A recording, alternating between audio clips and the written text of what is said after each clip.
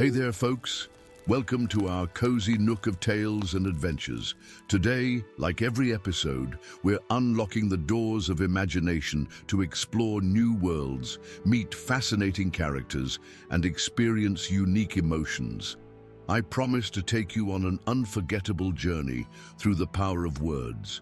So get comfy, grab your favorite drink, snuggle into that perfect spot, and get ready to lose yourself in a new story.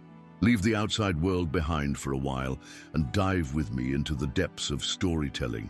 If you enjoy our content and want to support the channel, consider hitting the subscribe button and giving the video a thumbs up.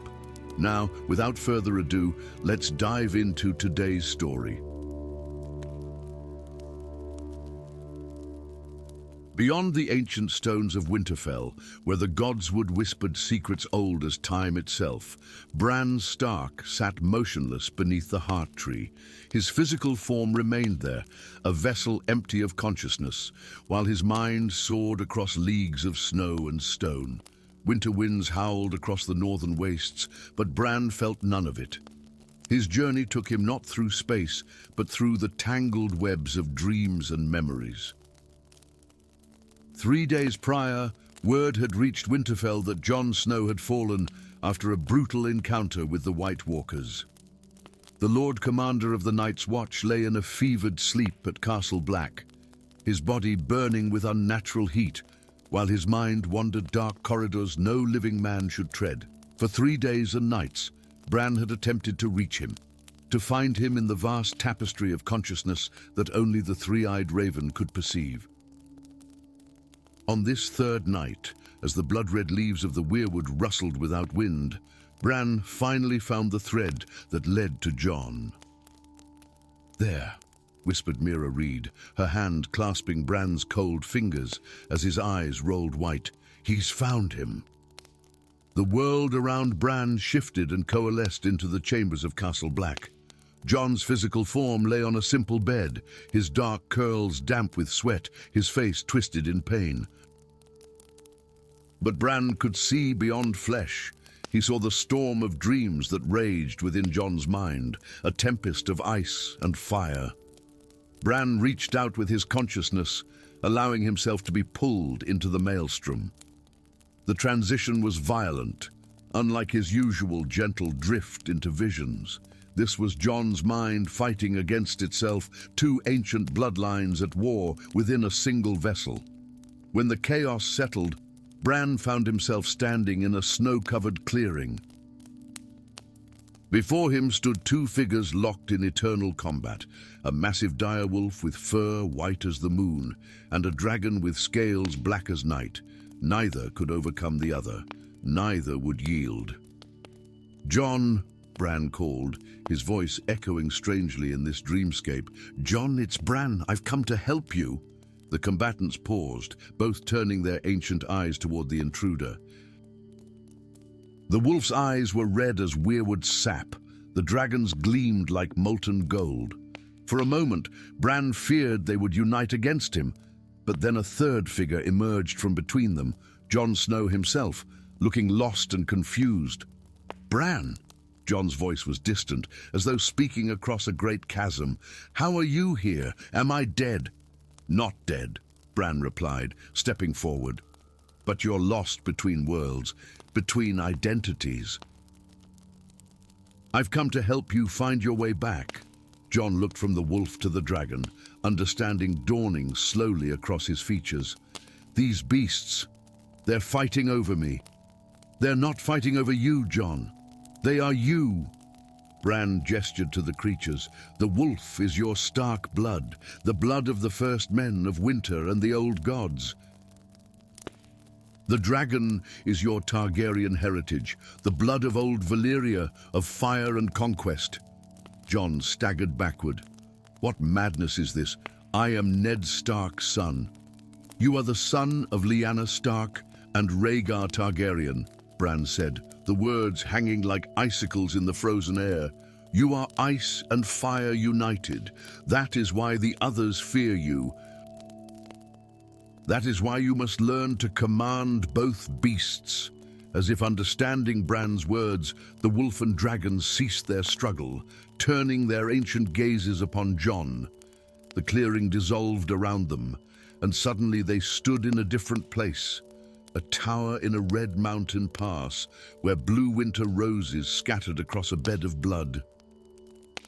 "The Tower of Joy," Bran whispered. "Where you were born." Before them, like ghosts caught between worlds, stood a woman with the stark look, long face, dark hair, grey eyes fierce with determination. Beside her, tall and silver-haired, stood a man whose bearing could only belong to royalty, whose indigo eyes held both melancholy and purpose. "Lyanna," Jon breathed, though he had never seen her in life. "Dun Rhaegar," the phantom couple turned toward a cradle beside the bed, where a newborn child lay wrapped in a cloak, bearing the three-headed dragon of House Targaryen. "They didn't come together merely from passion," Bran explained, watching the scene unfold. "Their union was foretold, necessary to forge the weapon that would end the long night." "What weapon?" Jon asked, his voice barely audible. "You, Jon, the prince who was promised." "The song of ice and fire." The vision shifted again. Now they stood atop the wall, looking north into darkness so complete it seemed to swallow the world. Within that darkness, blue stars moved, thousands upon thousands of them, the eyes of the dead marching south. "They come for the realms of men," Jon said, his hand instinctively reaching for Longclaw, though the sword wasn't there in this dream world. "As they have before. And before, they were driven back by a hero wielding Lightbringer," Bran said. "But the legends are incomplete. The hero wasn't simply born with his power, he had to claim it, as you must claim yours." Jon turned to Bran, his face etched with grim determination. "Tell me how." Bran gestured to the wolf and dragon who had followed them through the shifting visions. "You must not fight your dual nature, but embrace it. The wolf gives you the ability to see through other creatures' eyes, to enter their minds as I do now with you. The dragon gives you command over fire, immunity to burning, perhaps even the ability to call dragons to your side. How do I control such power? Through me, through what I can teach you as the three-eyed raven." Bran stepped closer. "If you agree, I can guide you through the dreamwalking. Together, we could become more powerful than any green seer or dragon lord in history." The vision shifted once more. They stood now in the Godswood at Winterfell, but not as it was in their time. This was ancient Winterfell, when the first men still carved faces into the weirwoods. A circle of children of the forest danced around the heart tree, singing in a language long forgotten by men.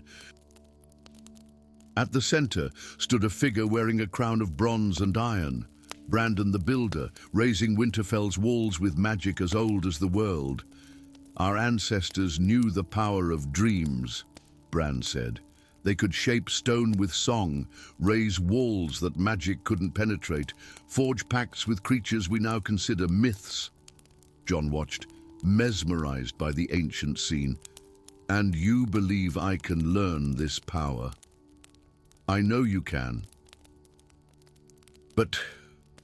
Bran hesitated, remembering the final vision he had seen before entering Jon's dreams. The shadow of wings over King's Landing, the clash of ice and fire that would leave the realm in ashes, the necessary sacrifice. "But what?" Jon pressed. "There is a price," Bran said quietly. "The prophecies speak of sacrifice. To save the Seven Kingdoms, the prince who was promised must be willing to sacrifice what he loves most." Jon's face hardened. "Like my family? You mean I would have to sacrifice my family?" Bran remained silent, which was answer enough. The wolf growled low, but the dragon remained eerily still, as though such cold calculation was in its nature. "Show me," Jon demanded. "Show me this prophecy." Before Bran could respond, the dreamscape shuddered violently. Darkness gathered at the edges of their vision, and a cold unlike anything they had felt before seeped into their very souls. "He knows we're here," Bran gasped. "The Night King. He can sense when the barriers between minds grow thin." In the distance, a figure appeared, tall and gaunt, with skin like cracked ice and eyes that burned with ancient malice. The Night King raised his arms, and the darkness surged toward them. "We must go," Bran urged, grasping Jon's arm. "Your body is still weak. If he finds you here, in this state, he could claim your mind forever." Jon stood his ground, looking from the approaching darkness to the wolf and dragon that flanked him. "No, I won't run. Not anymore." With a sudden movement, Jon stepped forward and placed one hand on the wolf's head, the other on the dragon's snout. Both creatures bowed beneath his touch, accepting him at last as master. "Ice and fire," Jon whispered. "Stark and Targaryen, I am both, and I will use both to end this war." Power surged through the dreamscape, radiating from Jon in waves of frost and flame. The approaching darkness recoiled, and the Night King's figure wavered like smoke in a strong wind. "Go," Jon commanded, turning to Bran. "Return to Winterfell. Prepare our family, prepare the North. When I wake, I will come with knowledge and purpose." "And the prophecy?" Bran asked. "The sacrifice." Jon's eyes, normally so dark, now held flecks of violet in their depths, the mark of his Targaryen blood awakening. "Some prophecies are meant to be broken, cousin. We make our own fate." As Bran's consciousness began to withdraw from the dream, he caught one last glimpse of Jon, standing tall between wolf and dragon, no longer torn between two legacies, but a perfect union of both. Behind him, the faces of Lyanna and Rhaegar watched with silent pride. When Bran's eyes cleared and he returned to his body beneath the heart tree, Meera was still there, watching him anxiously. "Did you reach him?" she asked. "Is Jon alive?" Bran nodded slowly, his mind still partly in the dream world. "He's alive, and he's more than we ever imagined." He looked up at the red leaves of the weirwood, remembering Jon's final words. "The wolf has awakened the dragon, and together they will change the world." Far to the north, in a sparse chamber at Castle Black, Jon Snow opened his eyes, one grey as a winter storm, one violet as a Valyrian sky. Story 2. Deep in the ancient forests beyond the wall, where trees older than memory stood sentinel over secrets as old as time itself, the last true giant of Westeros wandered alone. Magthorum, elder of a forgotten race, carried within his weathered mind the collective memories of giants who once shook the earth with their footsteps and touched the clouds with outstretched hands. Tonight, as the cold stars watched from above and the wind carried whispers of approaching doom, Magthorum felt an unfamiliar presence enter his dreams, a presence both young and impossibly ancient. Far to the south, in the godswood of Winterfell, Brandon Stark sat motionless beneath the heart tree.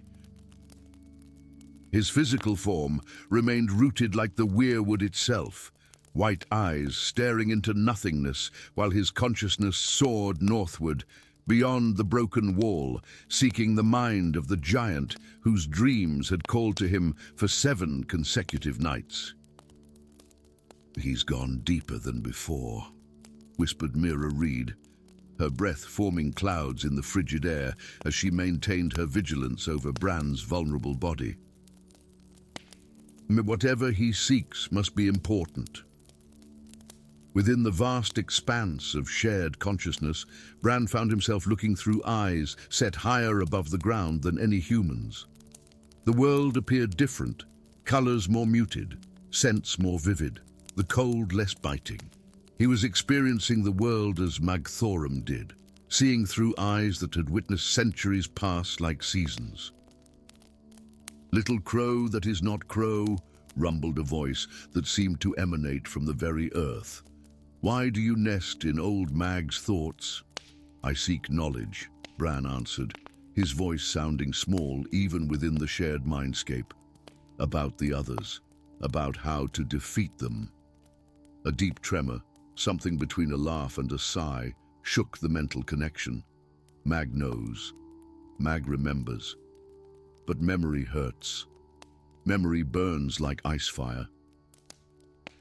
The giant's consciousness shifted, and suddenly Bran was no longer in the present but witnessing events from thousands of years past. Before him stretched a verdant valley, untouched by frost, where giants, children of the forest, and the first men lived in rare harmony. At the center of the valley stood an immense weirwood grove, its heart containing a circle of standing stones that gleamed with strange runes. "Time of peace," Magthorum's voice explained, "before the long night, before the cold gods came." The scene shifted again. Now Bran watched as a massive giant wearing a crown of weirwood branches and dragonglass shards stood before the stone circle. This was no ordinary giant. His skin bore intricate patterns of blue whorls, and his eyes held wisdom beyond mortal understanding. "Gendel the Sky Reacher," Magthorum explained, "king of giants. Wisest of all, who walked on two legs." Bran observed as King Gendel raised his arms toward the night sky, where a strange light streaked across the darkness. A falling star of pale blue that crashed beyond the northern mountains. The giant king spoke words in a language that made the very air vibrate, and the assembled tribes, giants, children, and men alike, bowed their heads in reverence. "He went to the star alone," continued Magthorum. "Returned changed. Brought back secret no one should know. The vision changed again. King Gendel returned to the valley, but something was wrong. His skin had grown pale as milk, his eyes burned with an unnatural blue light, and in his arms he carried a shard of ice that glowed with inner malevolence. The gathered tribes backed away in fear as the changed king approached the stone circle. "Not star from sky," Magthorum's voice trembled with ancient dread. "Something that rode star. Something cold and hungry from beyond the sky. It offered power, offered wisdom, offered lies." Bran watched in horror as King Gendel placed the ice shard at the center of the stone circle and began a ritual. The children of the forest tried to stop him, rushing forward with obsidian daggers, but with a gesture, the giant king froze them in place. From his throat emerged a song, but not the warm, rhythmic chants that giants were known for. This was a song of winter, of emptiness, of hunger unending. As the twisted melody reached its crescendo, the ice shard pulsed with power. From it emerged pale figures with eyes like stars and flesh like frost, the first of the others. He thought to control them, Magthorum lamented, thought to use their power to make giants rule forever.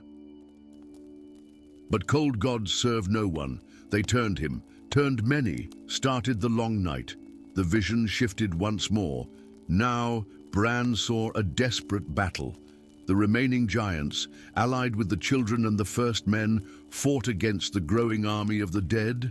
At their forefront stood a different giant, younger than Gendel but bearing a similar crown, Jormund Giantsbane, son of Gendel.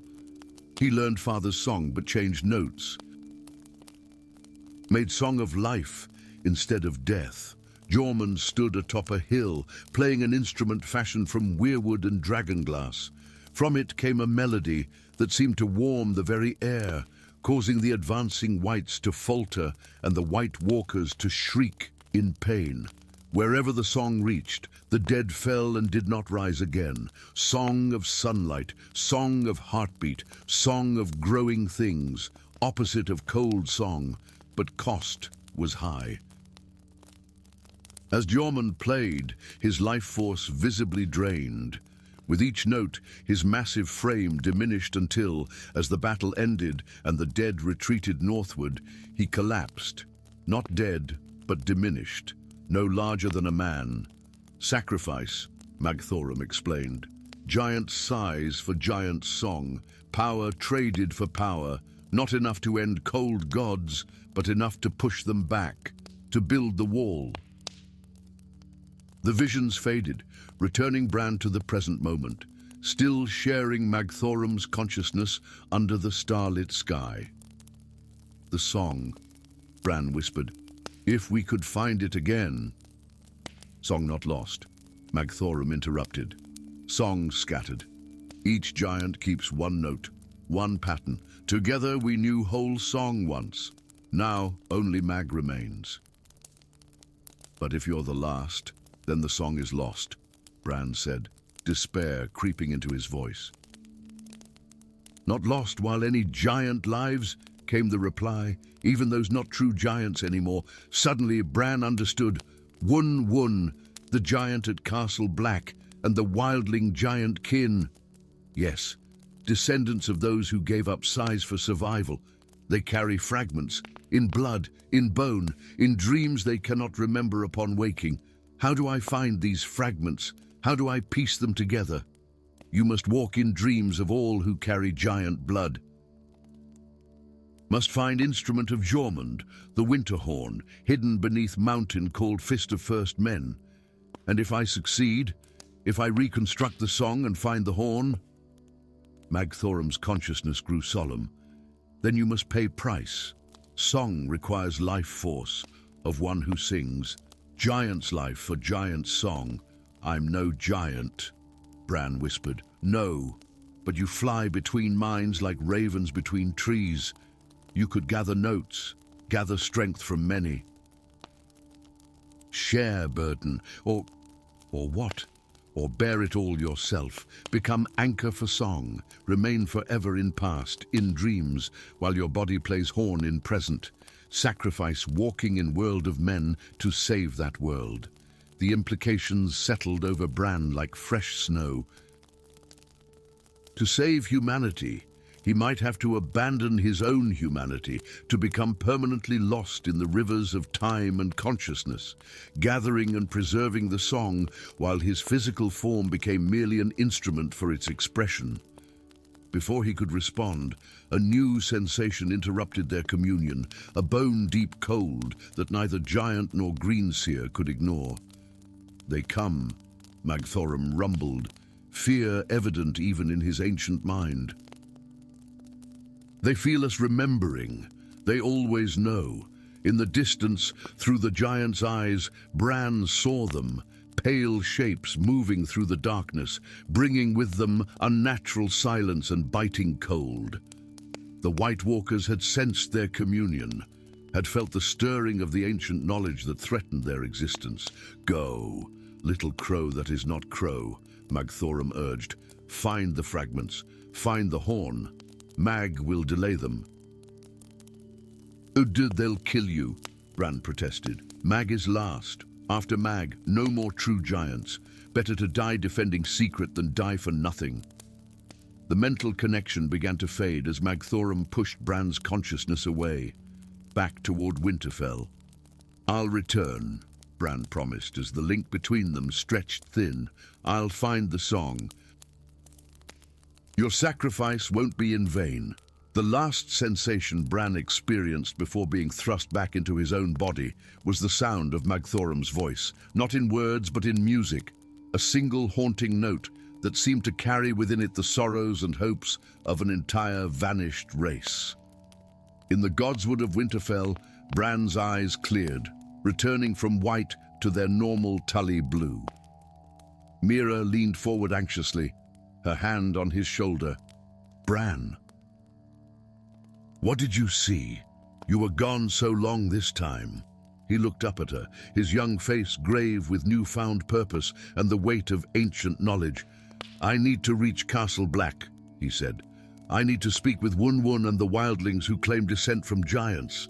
And we must send men to the Fist of the First Men to search for an instrument called the Winter Horn. Why? What did you discover? Bran looked toward the north, where beyond the wall, he knew Magthorum now stood alone against the advancing night. I found a song, he whispered. A song that can end the long night, but to sing it. His voice faltered. To sing it, Mira pressed. To sing it, I may never return from the dreams. Bran's hand reached out to touch the rough bark of the heart tree. But sometimes, one person must remain in winter so that spring can come for everyone else. As if in response, a cold wind swept through the godswood, carrying with it a sound so faint it might have been imagination, a single, mournful note of a song older than Westeros itself. Story 3. The obsidian cliffs of Dragonstone rose like the jagged teeth of some ancient beast from the churning waters of Blackwater Bay. Veins of dragonglass caught the fading sunlight, their glittering surfaces reflecting the blood-red hues of dusk. Beneath these volcanic heights, deeper than the deepest dungeons of the Targaryen fortress, something stirred, not with movement, but with memory. 7 colossal forms, long thought to be mere stone sculptures, dreamed their ancient dreams in darkness undisturbed for millennia. Far to the north, beyond the shattered wall, Brandon Stark shivered though his physical body, miles away in Winterfell, felt no cold. His consciousness floated among the frozen pines as ravens circled overhead, their black wings stark against the relentless white of the northern landscape.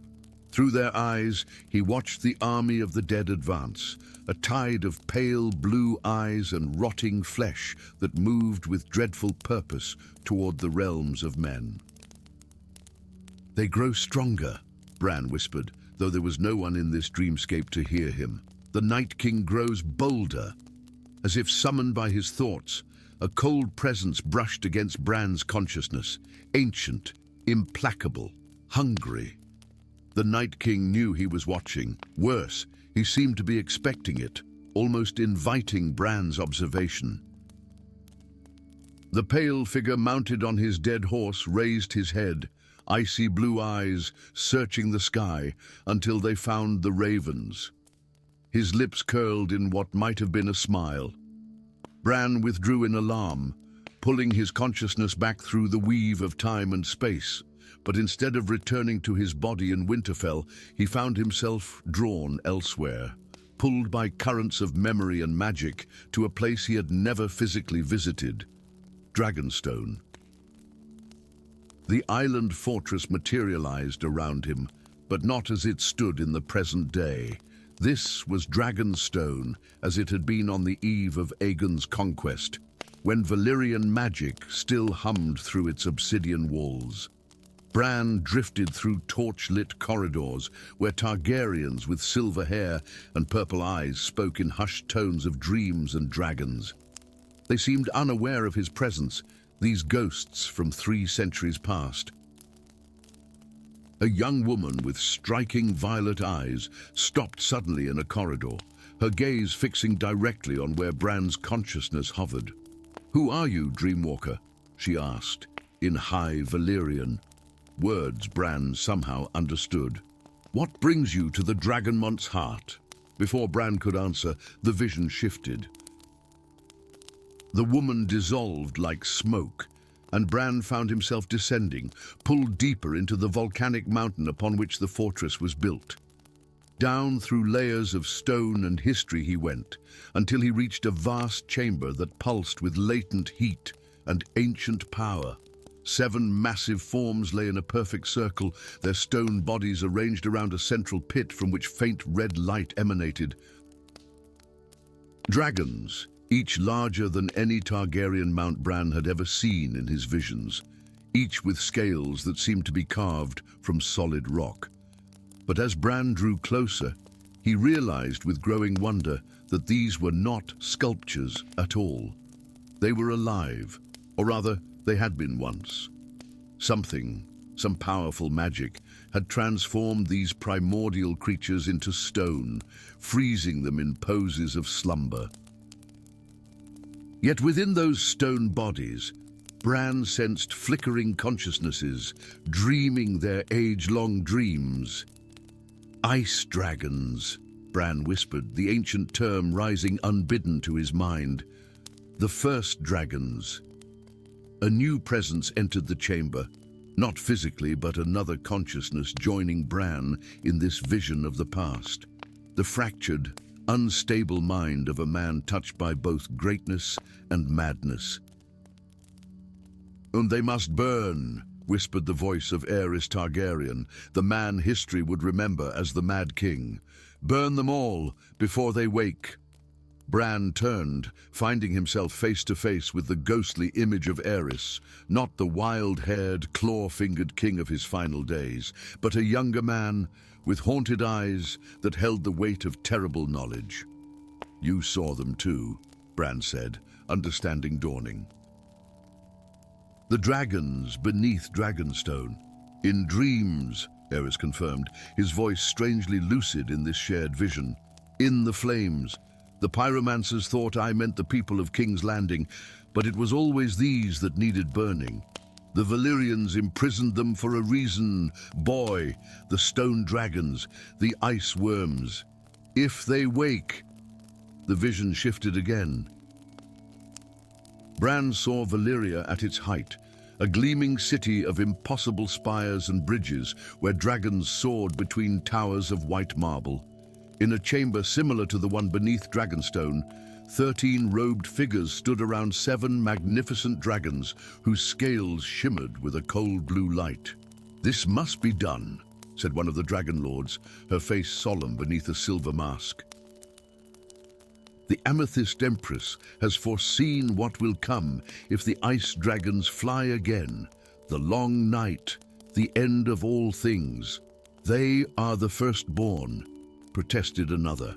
"The children of winter and void, the true dragons from beyond the shadow.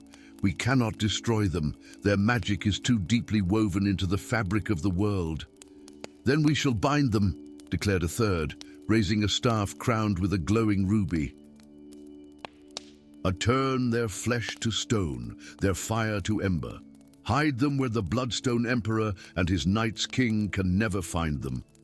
The 13 raised their arms as one, and a song in High Valyrian filled the chamber, words of binding, of sleeping, of stone.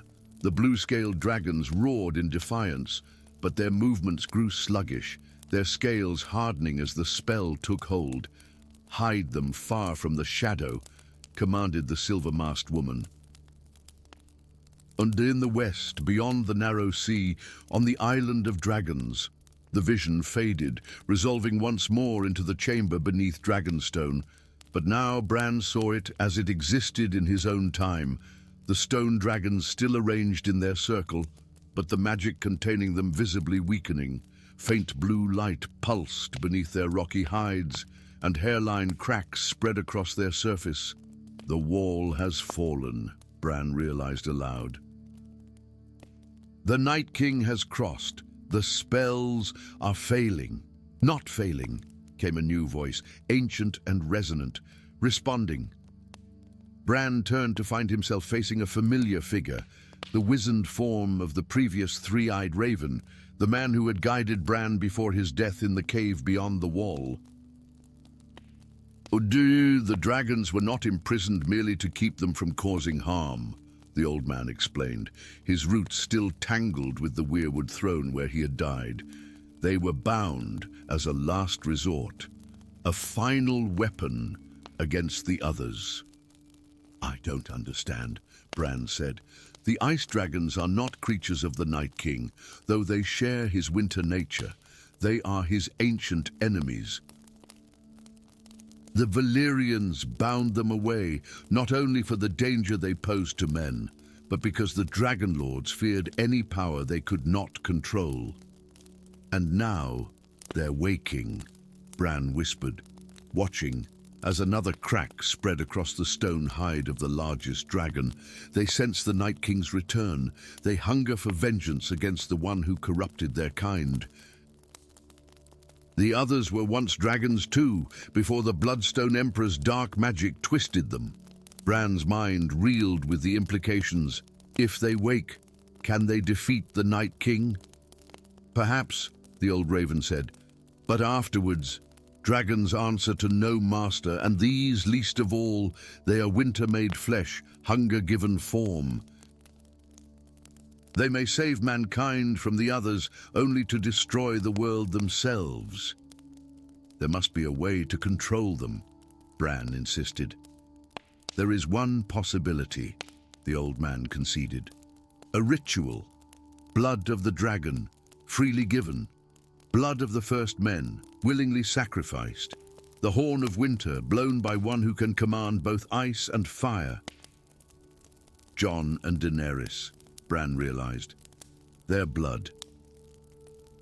And the horn, hidden beneath the Night Fort, where Brandon the Builder sealed it away. But be warned, young raven, this knowledge comes with terrible price. The awakening of the stone dragons will unmake the world as surely as it saves it. Some weapons are too dangerous to wield, even against the greatest of foes. The chamber around them trembled, dust falling from the ceiling as the largest of the stone dragons shifted imperceptibly, another crack racing across its fossilized wing. Time grows short, the old raven said, his form beginning to fade. The Night King marches south, the stone dragons stir. You must decide, Brandon Stark, risk the world's end by fire and ice, or face the long night with the weapons you already possess. How do I reach Jon and Daenerys? Bran called as the vision began to dissolve. How do I tell them about the dragons? Dreams, came the fading reply. As I reached you, but remember, the Night King watches the dreamways now. He will try to stop you. He fears the stone dragons more than any army of men. Bran found himself suddenly back in his own body, gasping for breath beneath the heart tree in Winterfell's godswood. Mira Reed knelt beside him, her face etched with concern. Bran, what is it? What did you see? He turned to her, his eyes wide with the weight of ancient knowledge and terrible choice. Dragons, he whispered. Stone dragons beneath Dragonstone. 7 of them, bound by Valyrian magic, older than the wall itself. They're waking, Mira, and I don't know if that means our salvation or our doom. In the chamber beneath Dragonstone, unwitnessed by any living soul, the largest of the stone dragons opened one eye, an orb of crystalline blue that gleamed with ancient malice and older hunger. A sound like grinding mountains echoed through the chamber as its massive jaw, frozen for millennia, began to move. From its throat came not fire, but a cold so intense it seemed to freeze the very air, forming patterns of ice that spiraled across the chamber floor. The first of the stone dragons was awakening. The others would soon follow, and the world of men would never be the same again. Story 4. Shadows moved like living things through the streets of Asshai, twisting and writhing beneath a sky devoid of stars. No moon illuminated the ancient city's obsidian walls, yet they gleamed with an inner light that seemed to devour brightness rather than create it. The air hung thick with the scent of strange spices and burnt offerings, while distant chants echoed between buildings that had stood since before the Dawn Age. This was a place where no children cried, where no birds sang, where even the boldest travelers dared not linger after drinking from the luminous waters of the Ash River. And yet, impossibly, Bran Stark walked these forbidden streets.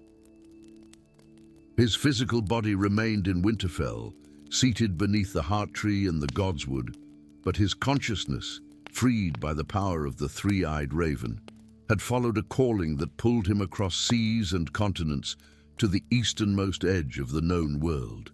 Not even his predecessor had dared journey here in dreams. "You should not have come, Brandon Stark," whispered a voice from the shadows. "Not even the raven flies over Asshai by choice." Bran turned, his dream form appearing as his true self, not the broken boy, but the young man he would have become had he never fallen. Before him stood a woman whose beauty seemed carved from darkness itself. Her skin was pale as milk, her hair the deep red of arterial blood. Unlike the red priestess Melisandre, who draped herself in crimson, this woman wore robes of deepest black, embroidered with silver runes that shifted and changed when Bran tried to focus on them. "Who are you?" Bran asked, though some part of him already knew the answer. "I am Nirena, first priestess of the eternal flame." Her eyes, unlike Melisandre's red, were violet so deep they appeared black in the shadow light. "I have waited 8,000 years for one who could hear my call." 8,000 years, Bran echoed. "That's impossible. Even the children of the forest don't live so long." A smile curved Nirena's lips, revealing teeth sharp as a shadow cat's. "Death comes to all who serve the Red God, faithfully, Brandon Stark. But for some, it comes differently." She gestured to the city around them. "Asshai preserves what would elsewhere decay. I am both less and more than living." She beckoned him to follow, leading him through winding streets where shadowbinders performed their arcane arts and masked warlocks traded in nightmarish whispers. They passed markets where items of terrible power changed hands, dragon eggs fossilized to stone, potions distilled from the tears of unborn children, scrolls written in blood that moved on the page. "I was banished here after the War for the Dawn," Nirena explained as they walked, "cast out by my own order for speaking a truth they could not bear to hear." "What truth?" Bran asked. Instead of answering directly, Nirena led him to a temple unlike any Bran had seen in his visions. Unlike the fiery temples of R'hllor with their eternal flames, this sanctuary was divided precisely in half. One side blazing with light that hurt the eyes, the other cloaked in darkness so complete it seemed to swallow sound itself. Where the two realms met, a statue stood, not two figures locked in eternal combat as the Red Priests taught, but a single being with two faces. One face was beautiful beyond measure, radiant with benevolence. The other was terrible to behold, twisted with malice. "Behold the truth that condemned me," Nirena said softly. "R'hllor and the Great Other are not enemies. They are two aspects of one divinity, playing a game with the souls of men." Bran stared, understanding flowing into him like ice water. "The Lord of Light and the God of Darkness, they're the same being. Two faces of one coin, two sides of one blade." Nirena traced a symbol in the air between light and shadow. "The eternal conflict that the Red Priests preach is the greatest deception ever wrought. The god creates its own opposition to ensure devotion through fear. It feeds on faith and blood equally, cares nothing for which side prevails." "And the White Walkers?" Bran asked, thinking of the army of the dead marching south beyond the wall. "Pawns, like all of us." Nirena's voice grew bitter. "The Night King was once a man who discovered this truth and sought to break the cycle. He embraced ice rather than fire, believing it the lesser evil. He was wrong. Both are equally cruel masters." The temple dissolved around them, and suddenly Bran found himself standing with Nirena atop a crystal tower in a city that shimmered like a mirage. Below them, people with skin of pale jade moved through streets paved with mother-of-pearl, while ships with butterfly sails docked in harbors where the water glowed with bioluminescent light. "The great empire of the dawn," Nirena explained. "And long before Valyria rose, before the long night fell, they understood the dual nature of the god and sought balance between ice and fire." The scene shifted again. Now they stood in a circular chamber lined with obsidian mirrors. In each reflection, Bran saw civilizations rise and fall. Yitai, Valyria, Geese, Sarnor. each discovering the truth about the dual god, each subsequently destroyed. The god does not permit its nature to be known, Nirena said. When mortals discover the deception, one face or the other destroys them, only to begin the game anew. The White Walkers are not the enemy, Brandon Stark. They are merely the current playing piece of the god's dark aspect. Then what's the true threat? Bran asked, his mind reeling. The cycle itself. Nirena placed a cold hand on his shoulder. And as long as humanity is trapped between ice and fire, between R'hllor and the Great Other, we remain cattle to be sacrificed on their altars. How do we break it? Nirena's eyes gleamed. There is a text, the Grimoire of Shadows, containing rituals older than the god itself. The faceless men guard it in the House of Black and White in Braavos, though even they do not fully comprehend what they protect. With it, one could sever the connection between our world and the dual god.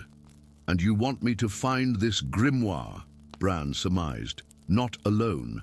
The Red Priestess Melisandre must help you, though she serves R'hllor faithfully. She will resist when you tell her the truth. Why would she believe me? Because you will show her this. Nirena removed a pendant from around her neck, similar to Melisandre's ruby, but containing a stone of deepest black shot through with veins of fire. This is the Knight's heart, twin to her own gem. When brought together, they reveal the true nature of her god. Bran hesitated before accepting the pendant. What's the price? Magic always has a price. Nirena's smile turned sad. Wisdom beyond your years, young raven. Yes, there is a price. To break the cycle, to free humanity from the game of ice and fire, you must become something beyond human. Neither living nor dead, neither fire nor ice. You must sacrifice your humanity to save it in others. Like you did, Bran whispered, suddenly understanding the true nature of the woman before him. I failed, Nirena admitted. I lacked the necessary power, but you, as the three-eyed raven, with the blood of the first men and the green seer's gift, you might succeed where I could not. The cityscape of Asshai reformed around them as Nirena pointed to a distant mountain range silhouetted against the shadowlight. Beyond the mountains of the morn lies the Shadowlands, and at their heart, the shrine where the dual god first entered our world. The grimoire must be read there where the veil between realms is thinnest, and if I succeed, the White Walkers will lose the power animating them. The priests of R'hllor will find their fires extinguished. Magic itself may diminish throughout the world. Nirena's voice grew solemn. Some would consider this a terrible price. But humanity would survive, Bran said. Free to forge its own destiny, yes. Before Bran could respond, the dreamscape around them shuddered. The shadows of Asshai twisted violently, forming into spectral shapes with burning blue eyes. The Night King, Nirena hissed. He senses our conspiracy. He can reach into dreams just as you can, Brandon Stark. The ghostly figures advanced, their touch bringing frost that cracked the very fabric of the vision. Behind them came a presence of terrible cold, the Night King himself, reaching across vast distances to shatter Bran's communion with Asshai. Take the pendant, Nirena urged, pressing the knight's heart into Bran's palm. Find Melisandre. Seek the grimoire in Braavos. I will hold them here. They'll destroy you, Bran protested. I am already destroyed, have been for millennia. Nirena's form began to glow with inner fire as she turned to face the approaching wraiths. Go, three-eyed raven. Break the wheel that has crushed humanity between ice and fire since the dawn of time. Bran felt himself being pulled back, the dream of Asshai fracturing around him. The last thing he saw was Nirena standing defiant before the Night King's avatars, her hands weaving patterns of shadow and flame as she bought him time to escape. Then darkness took him, and he was falling in the godswood of Winterfell. Beneath the ancient heart tree, Bran Stark's eyes snapped open. They were no longer the tully blue of his birth, but had darkened to a violet so deep it appeared black in the moonlight. In his hand, impossibly transported from dream to reality, lay a pendant containing a gem of midnight shot through with veins of fire. Mira Reed, who had kept vigil beside him, gasped. "Bran, what happened? Where did you go?" He turned to her, his face solemn with purpose and terrible knowledge. "I went to Asshai. I learned the truth about the gods." His fingers closed around the knight's heart. "We need to send a raven to Melisandre and prepare for a journey to Braavos." "Braavos? Why?" "Because the enemy isn't the Night King," Bran said, his gaze turning northward where, beyond the wall, the army of the dead marched south. "The enemy is older than the White Walkers, older than the children of the forest. And to defeat it, I must become something neither human nor other." In the shadows of the godswood, the faces carved into the surrounding weirwoods seemed to watch with newfound interest, as if the old gods themselves were awakening to the revelation that they were not the oldest powers in the world, nor the most dangerous. Story 5. The godswood of Winterfell stood silent under a blanket of pristine snow, the ancient heart tree's blood-red leaves stark against the white landscape. Beneath its carved face, Brandon Stark sat motionless, his eyes rolled back to reveal only whites, a vessel emptied of consciousness as his mind traveled paths no ordinary man could walk. The crimson sap that wept from the weirwood's carved eyes seemed to pulse with ancient rhythms, each drop falling into snow with a hiss that sounded almost like whispered words in a language long forgotten. Deep within the corridors of time, Bran's consciousness drifted through the crypts of Winterfell, not as they stood in his day, but as they had been thousands of years ago during the first long night. The statues here were cruder, their features worn by time, yet somehow more alive than those he knew. But it was the empty alcoves that drew his attention, spaces where statues should have stood, yet remained conspicuously vacant. One in particular called to him, a darkness deeper than shadow, cold radiating from it like a physical force. "Who are you?" Bran whispered into the void. "Why have you been erased?" The darkness shifted, coalescing into the silhouette of a man. Tall and broad-shouldered, he wore armor of bronze with runes etched into its surface. A crown of iron spikes intermixed with weirwood branches rested upon his brow, and a beard black as night framed a face that was unmistakably stark, long, solemn, with eyes the color of winter ice. "I am Torren," the figure spoke, his voice like stone grinding against stone. "In the Snowblacks they called me the last true king of winter before they struck my name from history." "Why?" Bran asked, drawn closer to this phantom ancestor. "What did you do that was so terrible your memory was erased?" A bitter smile crossed Torren's face. "I saved them, and they could not bear the cost." The crypt dissolved around them, replaced by a desolate landscape of ice and snow stretching to the horizon. The sky above hung low and grey, stars visible even in daylight, a sky Bran had seen before in his visions of the land of always winter. In the distance rose a castle of ice, its spires reaching toward the wounded sky like pale fingers. 8,000 years ago, Torren continued, the others came for the first time. Not as mindless conquerors, but as refugees from something worse, something that pursued them from the darkness beyond the stars.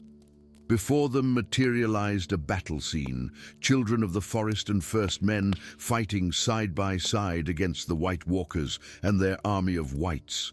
But unlike the desperate last stands of Bran's own time, this battle seemed more evenly matched, the living holding their own against the dead. "Yet we fought them for a generation," Torrin said. "Winter children born during the long night grew to adulthood never having seen the sun, but neither side could claim victory." The scene shifted again. Torrin stood alone at the edge of a frozen lake, its surface reflecting starlight like black glass. From the mists at its center emerged a figure of ethereal beauty, a woman with skin pale as moonlight and hair the color of fresh snow. Her eyes the luminous blue of deep ice, yet filled with intelligence and sorrow, rather than the empty malice Bran associated with the others. "Nymeria of the Winter Court," Torrin whispered, the name falling from his lips like a prayer. "Daughter of the Night's King himself." "You loved her," Bran realized, watching as the phantom Torrin removed his glove to take the Ice Woman's hand, their fingers intertwining without the flesh-burning effect the touch of a White Walker should have had. "She came to me in secret, offering terms for peace," the spectral king explained. "Her father had seen the futility of our endless war. The others needed to retreat northward, beyond the lands of men. But something blocked their path, something ancient and terrible that they had awakened and now could not escape." The vision changed to show a massive creature coiled beneath the ice, a dragon with scales of translucent crystal, its breath not fire, but a cold so intense it froze the very air. Around it, White Walkers knelt in apparent worship, or perhaps fear. "The Great Worm," Torrin named it, eldest of the ice dragons, slumbering since the Dawn Age until the others, magic roused it from its sleep. It hunted them as they had hunted us, driving them south into our lands. "What did you do?" Bran asked, though dread in his heart told him he already knew. "I forged an alliance," Torrin said, "forbidden by both our kinds. Nymeria taught me the old magics of the others, not the necromancy they became known for, but deeper arts from before they turned to darkness. Together with the children of the forest, we created a weapon." The scene shifted to a forge built into the side of a weirwood tree, so massive it dwarfed even the one in Winterfell's Godswood. Within its hollow trunk, Torrin worked alongside small, inhuman figures, the children, while Nymeria stood nearby, singing in a language that made the air crystallize around her.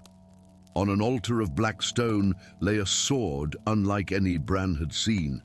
Neither Valyrian steel nor dragonglass, but something that seemed to shift between states, sometimes solid, sometimes liquid light. "The Sword of Dawn," Torrin said. "Mine's forged from a fallen star mixed with the sap of the oldest weirwood and quenched in my own blood. With it, I could command even the Great Worm." The vision showed Torrin, sword in hand, facing the massive ice dragon. The blade glowed with pale blue light as he raised it, and the great beast lowered its head in submission. "We drove the creature far into the uttermost north, beyond even the lands of the others," Torrin continued. "I led it to a prison prepared by the children, a cage of earth and fire beneath a mountain of ice. There it remains to this day, bound by spells woven into the Sword of Dawn. But that doesn't explain why your memory was erased," Bran said. Sadness crept into Torrin's ice-blue eyes. "When I returned, Nymeria came to me one last time. Our alliance had succeeded, and her people could now retreat beyond the Great Worm's territory.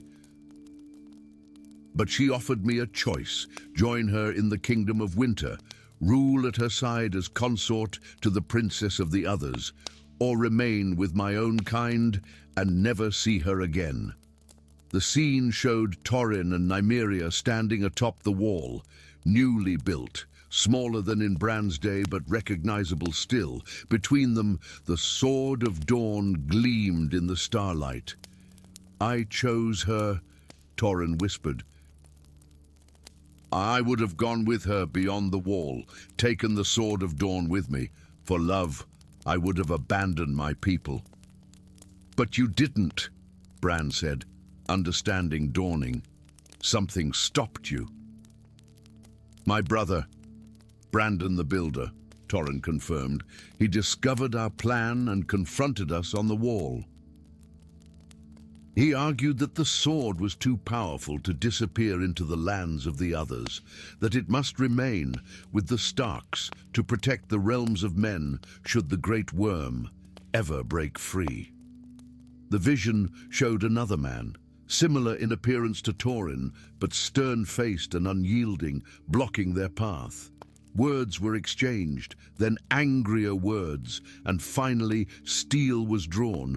"We fought," Torrin said, his voice hollow with ancient grief. "Brother against brother. I was the better swordsman, but I could not bring myself to kill him. In my moment of hesitation, he seized the sword of dawn and struck me down." The scene played out before them, Brandon's blade piercing Torrin's chest, Nymeria's scream of rage and sorrow splitting the air. As Torrin fell, Nymeria gathered his dying form in her arms, her tears freezing on his cheeks. "And then with my last breath, I begged her to spare my brother, to spare Winterfell," Torrin continued. "She agreed, but at a price. She took my body beyond the wall, used the magic of her people to preserve me between life and death, neither living nor truly gone. And in vengeance against those who had separated us, she cast a final spell." "What spell?" Bran asked.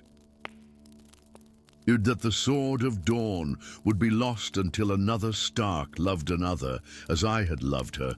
Only then would the sword reveal itself again." Torrin's apparition began to fade. "Brandon erased me from history, claimed the glory of ending the long night for himself alone. But he could never use the sword, nor could any Stark after him. It remained hidden, waiting." "Where is it now?" Bran asked urgently, feeling Torrin's presence slipping away. "The Night King has breached the wall in my time. We need the sword." "Beneath the heart tree at Winterfell," Torrin's voice came now as if from a great distance. "Buried with my heart, which Nymeria cut from my chest and returned to my ancestral home in secret. But beware, young Raven. To claim the sword, you must pay the same price I did." "What price?" "To wield the sword of dawn is to stand between worlds, never fully of the living, never completely of the dead. As the three-eyed raven, you already walk this path." The apparition was barely visible now, little more than a suggestion of form in the darkness.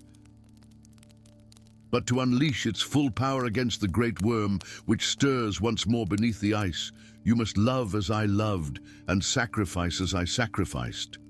"I don't understand," Bran called into the fading vision. Torrin's final words drifted back like snow on a night wind. "You will, when you stand before her as I once did.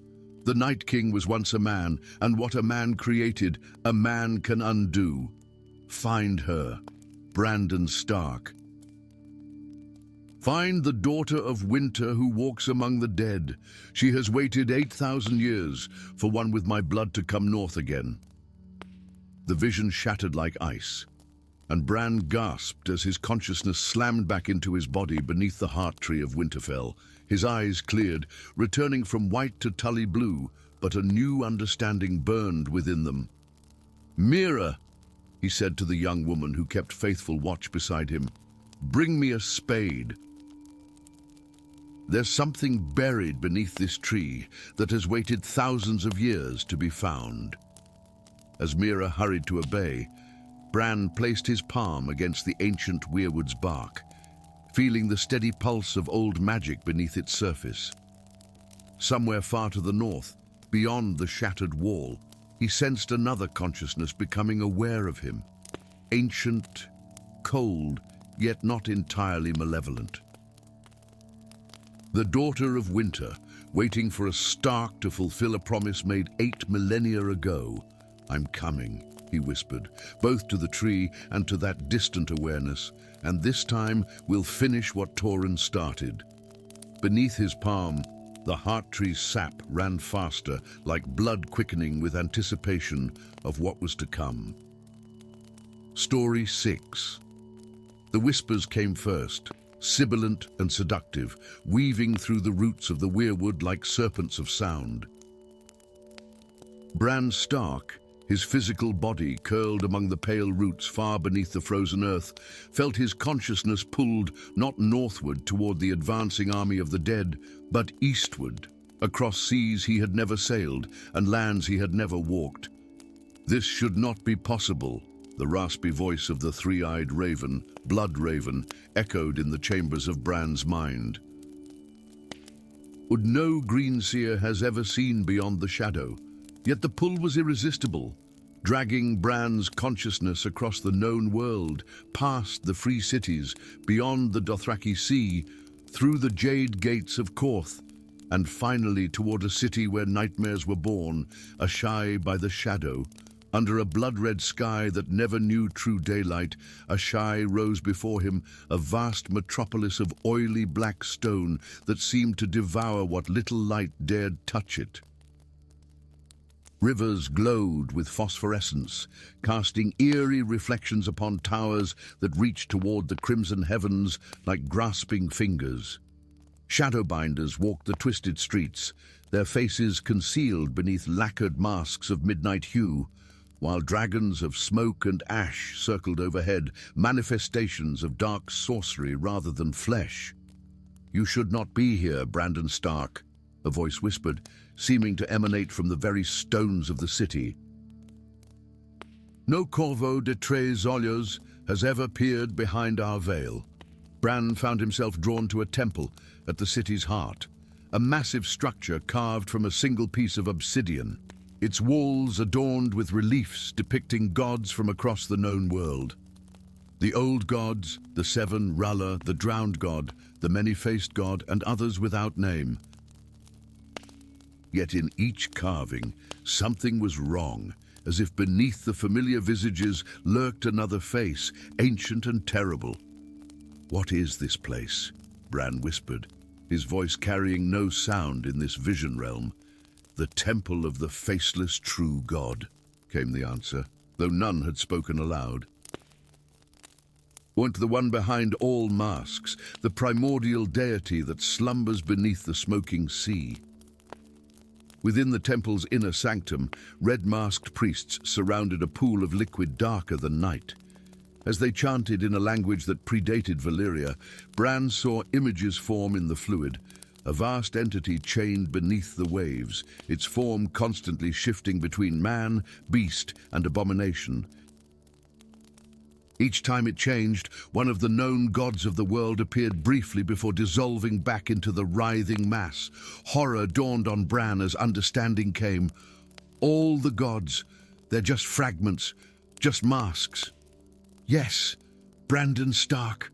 A figure emerged from the shadows, tall and graceful, wearing a mask of polished ruby that caught the scarlet light. "Oh, the gods men pray to are merely facets of the one who waits below, imprisoned since the Dawn Age.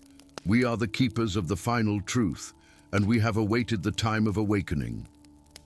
The figure removed its mask, revealing a face of such haunting beauty that Bran felt his heart constrict. Beneath alabaster skin, veins of dark purple pulsed with an inner light. "I am Nessus Enye, High Oracle of Asshai, and you are an impossibility. The ravens should not see our city, for the one who created their order betrayed us long ago." Visions flooded Bran's mind, a prince of Asshai with eyes of midnight blue, stealing an artifact of immense power from this very temple. The prince fleeing westward, beyond the Bone Mountains, beyond the Dothraki Sea, carrying with him a shard of obsidian unlike any other. The prince reaching a great grove of white trees with blood-red leaves, and there performing a ritual that bound his soul to the trees themselves. The first three-eyed raven, Bran whispered in realization. He was from Asshai. Prince Aerion was to be our messiah, Nyesos said, circling Bran's ethereal form, but he looked into the void pool and saw something that broke his resolve. Instead of completing the ritual to free the faceless true god, he stole the obsidian key and fled to your cold lands. There, he bound himself to your tree gods to create a power that could oppose the awakening. More visions cascaded through Bran's consciousness. The children of the forest, desperate to stop the advance of the first men, turning to the renegade prince for aid. Aerion teaching them rituals of blood and root, showing them how to bind their consciousness to the weirwoods. And then, a terrible truth revealed, the creation of the Night King. The dead who walk beyond your wall, Nyesos whispered, her voice like silk over steel. They are not your enemy, Brandon Stark. They are the guardians Aerion helped create, the last defense against what comes when the faceless true god wakes. The chamber shifted around them, and Bran found himself standing on the shores of the smoking sea. Beneath the churning, poisonous waters, he could perceive a vast shape, a being of such enormous size that islands were merely scales upon its slumbering form. And for millennia, the magic in the world waned, and the chains that bound the faceless true god held strong, Nyesos continued. But now dragons fly the skies once more. The dead rise. Forgotten sorceries reawaken. The time of the convergence approaches. With a gesture of her hand, Nyesos revealed a vision of the present, a fleet of black ships sailing westward from Asshai, their sails emblazoned with the symbol of a mask surrounded by flames.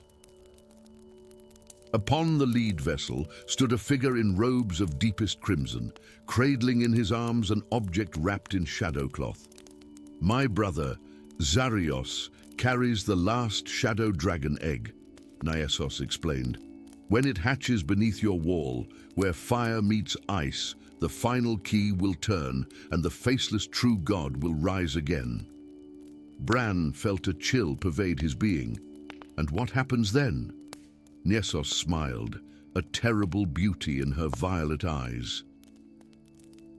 Reality remade, the old gods cast down, a new age where magic flows like blood and dreams become flesh.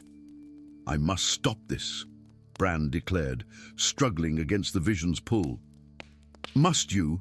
Nyesos asked, her voice dropping to a seductive whisper. Consider what the faceless true god offers, Brandon Stark, you who have lost the use of your legs, you who have lost your family, your home. The god behind all masks could restore what was taken, could give you power beyond imagining. She stepped closer, her breath like winter frost against his cheek. The Night King seeks you, Raven. He knows what you are, what you might become. Join with him, and perhaps you might prevent the awakening. Oh, her fingers traced the air before his face. Embrace what the faceless true god offers, and rule beside us when the world is reborn. Beyond the temple, beyond Asshai itself, Bran sensed another presence watching, cold, implacable, ancient.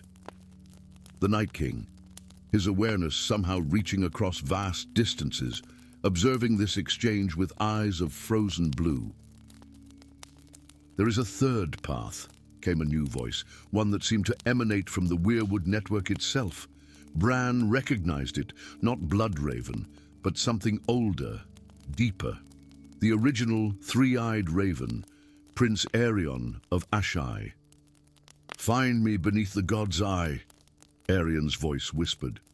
The Isle of Faces. There lies the obsidian key, and the truth about the pact I made with the children.